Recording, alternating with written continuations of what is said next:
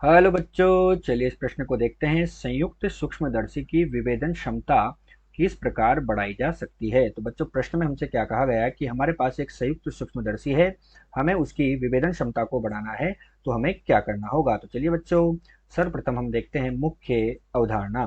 तो इसमें हम क्या देखते हैं कि हमारे पास जो संयुक्त सूक्ष्मदर्शी होता है उसकी विभेदन क्षमता क्या होती है। तो संयुक्त सूक्ष्मदर्शी की विभेदन क्षमता विभेदन क्षमता विभेदन क्षमता जो होती है वो विभेदन सीमा के व्युत्क्रमानुपाती होती है। अर्थात हमारे पास यहाँ पर क्या आएगा, विभेदन विभेदन सीमा। तो विभेदन क्षमता हमारे पास विभेदन सीमा के व्युत्क्रमानुपाती होती है। अब हमारे पास जो सूक्ष्मदर्शी होता है बच्चों, उसकी विभेदन सीमा कितनी होती है। तो हमारे पास सूक्ष्मदर्शी की विभेदन सीमा जो होती है उसका मान होता है बच्चों 1.22 लेमडा बटे 2 गुणा म्यू गुणा साइन थीटा के बराबर होती है। अतः हमारे पास जो विभेदन क्षमता होगी उसका मान कितना होगा। तो ये इसके विपरीत होती है, अर्थात व्युत्क्रमानुपाती है। तो विभेदन क्षमता हमारे पास कितनी होगी, विपरीत नहीं व्युत्क्रमानुपाती होती है। तो विभेदन क्षमता हमारे पास हो जाएगी बच्चों 2 गुणा म्यू गुणा साइन थीटा बटे 1.22 लेमडा हो जाएगा। विभेदन क्षमता का मान कितना हो जाएगा, 2 गुणा म्यू गुणा साइन थीटा बटे 1.22 लेमडा, जहां लेमडा हमारे पास क्या है बच्चों, प्रकाश की तरंग दे रही है। तो लेमडा तो हमारे पास क्या हो गया, प्रकाश की तरंग दे रही है। लेमडा हो गया प्रकाश की तरंग दे रही है। म्यू बच्चों हमारे पास क्या है, जो सूक्ष्मदर्शी में वस्तु तथा अभिदृश्य के मध्य जो माध्यम है, उस माध्यम का हमारे पास क्या हो गया बच्चों, अपवर्तनांक हो गया।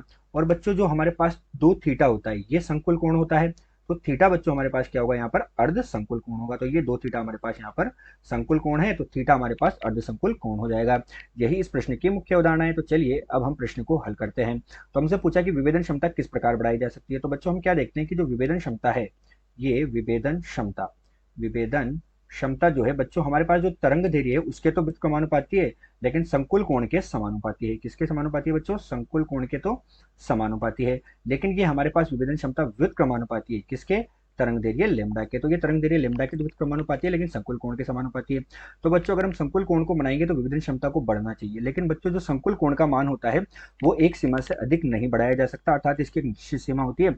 अतः हम क्या करेंगे, तरंग दैर्घ्य को कम करेंगे, क्योंकि ये व्युत्क्रमानुपाती है तो हमारे पास विभेदन क्षमता का मान बढ़ जाएगा। अतः हम क्या कहेंगे कि विभेदन क्षमता जो है इसको बढ़ाने के लिए, क्षमता को बढ़ाने के लिए, विभेदन क्षमता जो है इसको बढ़ाने के लिए वस्तुओं से आने वाले प्रकाश की तरंग दैर्घ्य को कम करना होगा। वस्तुओं से आने वाले प्रकाश की तरंग दैर्घ्य को कम करना है, या हमारे पास छोटी तरंग दैर्घ्य वाले प्रकाश को काम में लेना है। यानी कि हमें क्या करना होगा, क्षमता को बढ़ाने के लिए वस्तुओं से आने वाले प्रकाश की तरंग दैर्घ्य कम होनी चाहिए।